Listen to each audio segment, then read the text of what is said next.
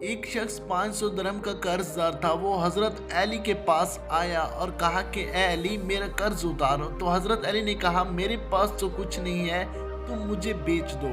اس نے حضرت علی کو بادشاہ کو 500 درہم کا بیچ دیا۔ اس بادشاہ نے حضرت علی کو غلام بنا لیا۔ وہ یہ نہیں جانتا تھا کہ یہ حضرت علی ہیں، اور وہ یہ کہتا تھا کہ یہ اللہ کا ولی ہے۔ بادشاہ نے کہا اللہ کے ولی میرا ایک کام کرو، جب یہ دریا چڑھتا ہے اور شہر میں داخل ہو جاتا ہے اور آبادی کو بہت نقصان کرتا ہے، غریبوں کے مکان گراتا ہے، فصلوں کو تباہ کرتا ہے، کسی طرح اس کو روکو، بس شہر میں داخل نہ ہو۔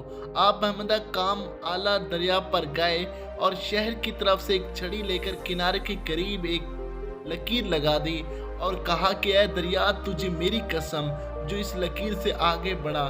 دریا آج تک ٹھاٹے مارتا ہے مگر اس لکیر سے آگے نہیں بڑھتا۔ جب بادشاہ کو علم ہوا تو بہت حیران ہوا اور یہ سوچنا لگا کہ یہ کوئی بڑا انسان ہے۔